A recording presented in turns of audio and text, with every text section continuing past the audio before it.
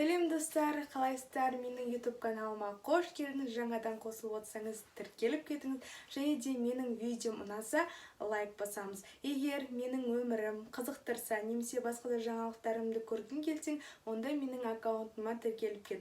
Instagram каналым Жұлдыз Какуин. Тура осы атаумен жазса, менің аккаунтым шығады. Бүгінгі біздің видеомыз холл, яғни 2020 жылғы менің киімдер айдарым. Ал кеттік. Менің бірінші холлым осындай костюм, рубашка тәрізді. Мен негізі сіздерге бөлек көрсетемін деп ойлағам, бірақ осы киімді кигенді жөн көрдім. Осылай алдын ашып қоюға да болады, және де бұны осылай жауып қоюға да болады.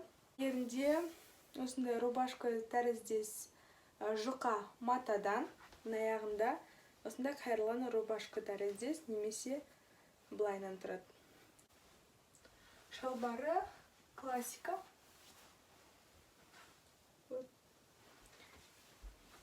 Екінші менің киімім пиджак.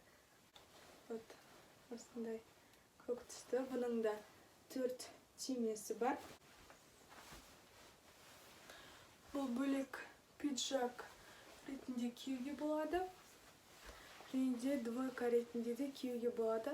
Менде үшінші киім, яғни осы пиджактың астына шалбар. Осындай. Мен осы екі киімге сай аяқ киім алған болатым. Яғни ол аяқ киім, кроссовка, барлығыңызға таныс нәрсе. Сол негізі мен туфли алуым керек еді, немесе босоножка алуым керек еді, бірақ менде ондай қызығушылық және де босоножка туфли кигім келмейді. Соған байланысты мен кроссовка алдым. Менде екі кроссовка, біреуі жұқа, жеңіл, біреуі қалың, яғни осындай.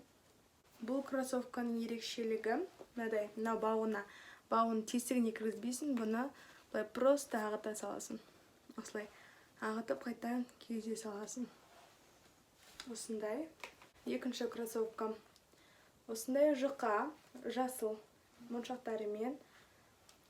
Менің видеом аяқталды. Менің покупкам аз болғанымен, кейін сіздерге тағы да осы холл жайында, яғни киімдерім жайлы сіздерге түсіретін боламын. Соған байланысты, егер ұнаса астына комментарий жазып кетіңіздер.